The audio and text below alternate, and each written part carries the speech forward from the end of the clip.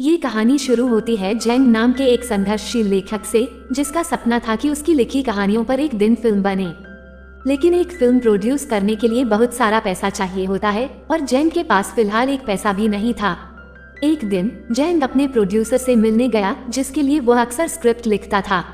वहां पहुंचकर उसने देखा कि प्रोड्यूसर एक दूसरे लेखक पर भड़का हुआ था, क्योंकि वह तय समय पर अपनी कहानी पूरी नहीं कर पाया था। ये देखकर जेंग को झटका लगा, क्योंकि उसकी खुद की कहानी भी अभी अधूरी थी। इससे पहले कि प्रोड्यूसर उस पर भी गुस्सा निकालता, जेंग ने हिम्मत जुटाई और माफी मांगते हुए स्क्रिप्ट पूरी करने के लिए 1 महीने का समय मांगा। लेकिन प्रोड्यूसर ने उसे सिर्फ 4 दिन दिए और धमकी दी कि अगर वह इस समय सीमा में कहानी पूरी नहीं कर सका तो उसे दिए गए पैसे लौटाने होंगे।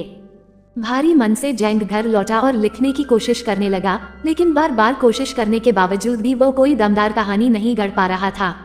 बार बार पन्ने फाड़ने के बाद उसने हार मान ली और बियर पीने लगा ताकि दिमाग को थोड़ा शांत कर सके। तभी उसकी नजर अपने दादा के छोड़े हुए एक पुराने बॉक्स पर पड़ी। उत्सुकतावश उसने बॉक्स खोला तो अंदर एक खत मिला जो उसके दादा ने उसके लिए लिखा था। चूंकि जेंग नशे में था, वह खत पढ़ते पढ़ते सो गया और सपने में उसे अपने दादा नजर आए। सपने में उसके दादा ने एक खुफिया खजाने का जिक्र किया। उन्होंने बताया कि उनके पुश्तैनी घर के नीचे करोड़ों का सोना गड़ा है, लेकिन मरने से पहले वह इसे निकाल नहीं सके, क्योंकि सरकार ने उस घर को तोड़कर वहां एक जेल बना दी थी। जेंग की नींद झटके से खुल गई। उसने बॉक्स को दोबारा देखा तो उसे अपने पुराने घर का नक्शा और एक सोने का बिस्किट मिला। जब जेंग ने जेल के नक्शे से इस नक्शे की तुलना की तो उसे एहसास हुआ कि दोनों बिल्कुल एक जैसे थे। अब जेंग ने फैसला कर लिया कि वह जेल के अंदर घुसकर अपने पुश्तैनी खजाने को निकालेगा। लेकिन जेल में जाने के लिए उसे कोई तरकीब लगानी थी। उसने अपने पड़ोसी का लैपटॉप चुराकर उसे ऊंचाई से गिरा दिया। यह अपराध करने के बाद उसे गिरफ्तार कर लिया गया और जेल भेज दिया गया। जेल के अंदर पहुंचकर जेंग ने महसूस किया कि यहाँ जीना आसान नहीं होगा। थोड़ी देर बाद एक कैदी जिसका नाम क्रैब था, जेंग के पास आया और कहा कि वो उसे अपना दोस्त मानता है, क्योंकि किसी जमाने में उसका भी एक दोस्त इसी नाम का हुआ करता था। क्रैब ने जेंग को भरोसा दिलाया कि वो उसकी हिफाजत करेगा। इसके बाद जेंग जेल के अंदर एक बरगद के पेड़ के पास पहुंचा, क्योंकि नक्शे के अनुसार इसी पेड़ के नीचे एक प्राचीन कुआं था जिसमें वह खजाना दफन था। तभी अनकली नाम का एक दूसरा कैदी जेंग के पास आया और उसे बताया कि इस जेल में 2 बड़े गैंग हैं, एक क्रैब का और दूसरा टाइगर का, जिसे ब्रदर टाइगर के नाम से जाना जाता था। क्रैब की गैंग जेल में शांति बनाए रखने की कोशिश करती थी, जबकि टाइगर की गैंग बेहद आक्रामक और खतरनाक थी। जेल में टिके रहने के लिए जेंग को किसी एक गैंग में शामिल होना था। लेकिन असली चुनौती तो अब शुरू होने वाली थी। कैसे वह इस जेल के अंदर रहकर खजाने तक पहुंचेगा और सुरक्षित बाहर निकलेगा। जेल के एक अनुभवी कैदी ने जेंग को चेतावनी दी कि अगर वह जेल के वार्डन से टकरा भी जाए तो कोई बात नहीं, लेकिन टाइगर और उसकी गैंग से बचकर रहना ही बेहतर होगा। हालांकि वह अपनी बात पूरी भी नहीं कर पाया कि टाइगर के लोग वहां पहुंच गए। स्थिति को समझते हुए जेंग को मजबूरन उनकी गैंग में शामिल होने का फैसला करना पड़ा। लेकिन गैंग का हिस्सा बनने के लिए एक अजीब परंपरा निभानी पड़ती थी। हर नए सदस्य को टाइगर की झूठी चाय पीनी पड़ती थी। जब जेंग की बारी आई तो क्रैब और उसके साथियों ने इन मौके पर आकर उसे इस अपमानजनक परंपरा से बचा लिया। क्रैब ने टाइगर से साफ साफ कह दिया कि जेंग उसका रूममेट है और इस वजह से वो उसकी गैंग का हिस्सा रहेगा, चाहे उसे पसंद हो या नहीं। ये सुनकर टाइगर आग बबूला हो गया और उसने कसम खाई कि वह जेंग की जिंदगी को नरक बना देगा। शाम को जब जेंग अपना खाना खा रहा था, तभी टाइगर वहां पहुंचा और उसकी थाली में एक बड़ा सा कॉकरोच डाल दिया। उसने जेंग को धमकी दी कि या तो वह इसे खाकर अपनी बेइज्जती सह ले या फिर गंभीर अंजाम भुगतने के लिए तैयार रहे।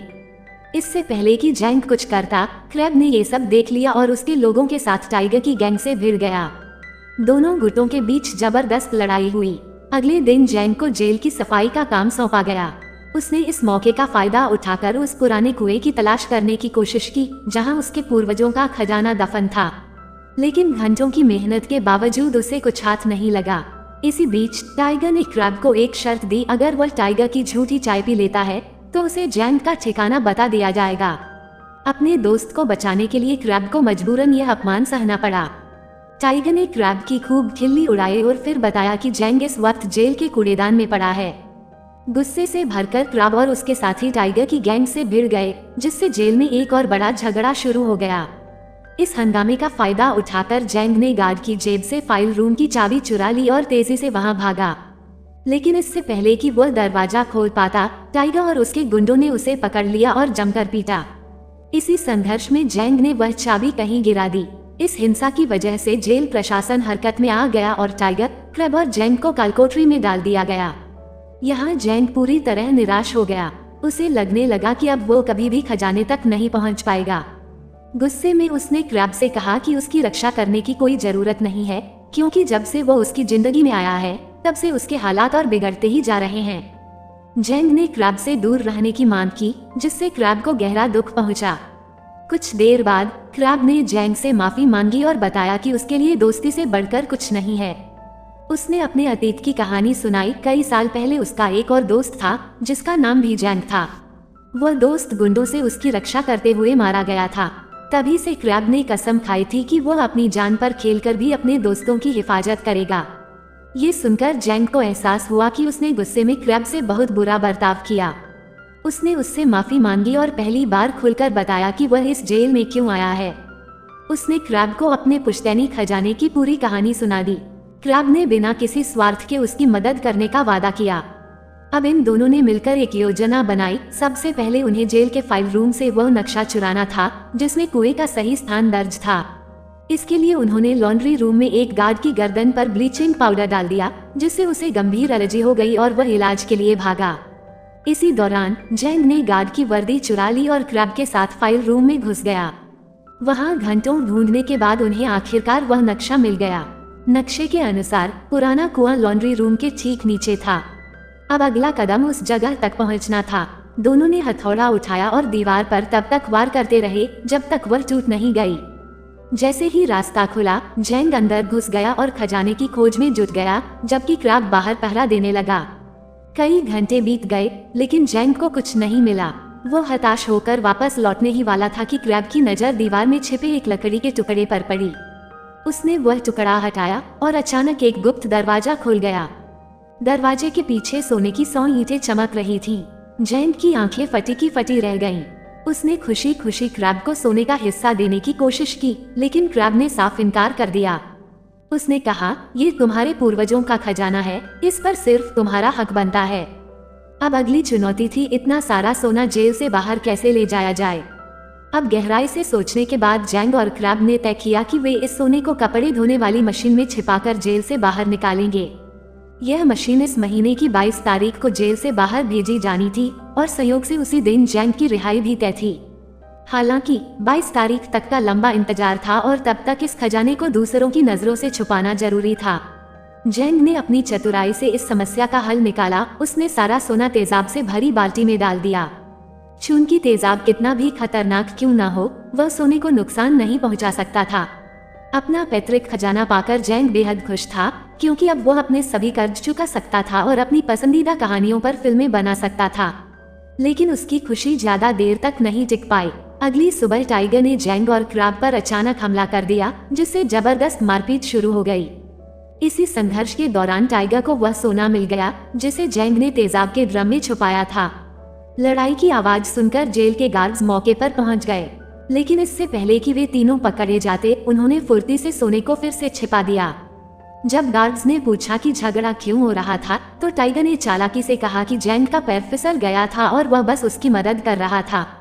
पकड़े जाने के डर से जैंग ने भी इस झूठ को सही ठहराया। ये देखकर क्रैब को बहुत ठेस पहुंची। उसे एहसास हुआ कि जैंग के लिए उसकी दोस्ती से ज्यादा कीमती वह सोना है।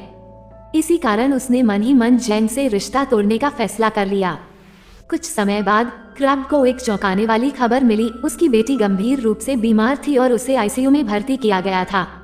ये सुनते ही क्रैब बेचैन हो गया और तुरंत जैंग के पास जाकर भागने की योजना में शामिल होने की इच्छा जताई। हालांकि वो खजाने में कोई हिस्सा नहीं चाहता था, बल्कि सिर्फ जेल से बाहर निकलकर अपनी बेटी से मिलना चाहता था। पहले तो टाइगर ने क्रैब के साथ काम करने से साफ इनकार कर दिया, लेकिन जैंग के समझाने पर वह राजी हो गया। अब ये तीनों जेल से भागने की योजना बनाने लगे। उन्होंने तय किया कि 3 हफ्ते बाद होने वाली जेल की सालगिरह पार्टी के दौरान वे सुरंग के रास्ते समंदर तक पहुंचकर फरार हो जाएंगे। लेकिन समस्या ये थी कि पार्टी से 1 हफ्ते पहले ही जैंग की सजा पूरी होने वाली थी। अगर वह जेल से बाहर चला जाता तो इस भागने की योजना पर पानी फिर जाता। इसलिए अपनी रिहाई को रोकने के लिए उसने टाइगर और क्रैब के साथ मिलकर एक झगड़ा किया, जिससे जेल में भारी अफरा तफरी मच गई। योजना के अनुसार गार्ड्स ने तुरंत हस्तक्षेप किया और जैंग, टाइगर और क्रैब को अनुशासन तोड़ने की सजा देते हुए फिर से कैद में डाल दिया। इस तरह वे तीनों जेल में ही बने रहे और उनकी योजना पटरी पर बनी रही। दिन बीतते गए और आखिरकार जेल की सालगिरह का दिन आ गया। पार्टी की तैयारियों के दौरान टाइगर, क्रैब और जैंग ने एक चालाकी भरी योजना बनाई। उन्होंने सभी गुब्बारों के अंदर प्रोपेन गैस भर दी। उनका इरादा था कि सही समय पर धमाका कराकर गार्ड्स का ध्यान भटकाया जाए और फिर भगदड़ का फायदा उठाकर सुरंग तक पहुंचा जाए। उस शाम जब वार्डन मंच से अपनी स्पीच दे रहा था, क्रैब ने गुप्त रूप से भरे गए गुब्बारों को फोड़ दिया। धमाके से पूरी जेल में अफरा तफरी मच गई, जिससे गार्ड्स भौंचक के रह गए। इसी हंगामे का फायदा उठाकर जैंग, क्रैब और टाइगर तेजी से सुरंग में घुस गए और अंधेरे में आगे बढ़ने लगे। लेकिन तभी एक लोहे के टुकड़े से जैंग का पैर बुरी तरह कट गया, जिससे खून बहने लगा। क्रैब ने फौरन प्लास्टिक का टुकड़ा निकालकर उसकी चोट को कसकर बांध दिया ताकि खून बहना रुक जाए। दर्द के बावजूद वे बिना रुके आगे बढ़ते रहे। कई मिनटों की मशक्कत के बाद वे सुरंग के आखिरी छोर तक पहुंच गए, जहां उनके सामने एक विशाल दीवार खड़ी थी। इस दीवार के दूसरी तरफ खुला समुद्र था, जो उनकी आजादी का रास्ता था। इसी बीच जेल के गार्ड्स को 3 कैदियों के लापता होने की सूचना मिल गई और उन्होंने तुरंत उनकी खोज शुरू कर दी। उधर जैंग और उसके साथी अपने बनाए छोटे विस्फोटक से दीवार का गेट उड़ा देते हैं, जिससे समुद्र तक उनका रास्ता साफ हो जाता है। नीचे पहले से ही एक नाव उनका इंतजार कर रही थी और उन्हें रस्सी के सहारे नीचे उतरना था। लेकिन तभी टाइगर की असली मंशा सामने आ गई। उसने अपनी कमीज के नीचे से चाकू निकालकर क्रैब पर हमला कर दिया। दरअसल वह जैंग और क्रैब को मारकर पूरा सोना खुद रखना चाहता था। जैसे ही उसने वार किया, जैंग बीच में कूद पड़ा और दोनों के बीच जबरदस्त लड़ाई शुरू हो गई। टाइगर अपनी ताकत के दम पर क्रैब पर भारी पड़ रहा था और वह किसी भी वक्त उसे खत्म कर सकता था।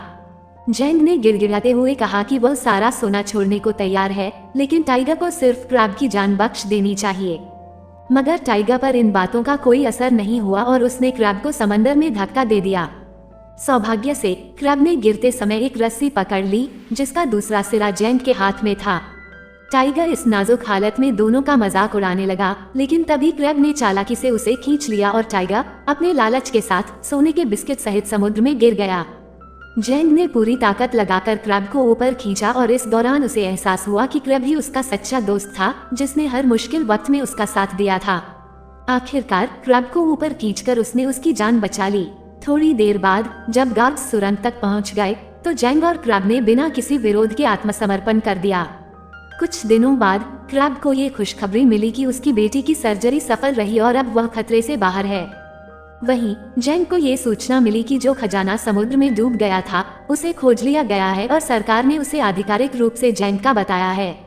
आखिरकार जैंग की मेहनत रंग लाई और उसे अपने पूर्वजों का खजाना मिल गया। अब वो अपने सभी कर्ज चुकाकर अपनी पसंदीदा कहानियों पर फिल्में बना सकता था। अगर आपको ये कहानी पसंद आई हो तो इसे लाइक करें और चैनल को सब्सक्राइब करें। फिर मिलेंगे अगली कहानी में, तब तक सुरक्षित रहें और मजे करें।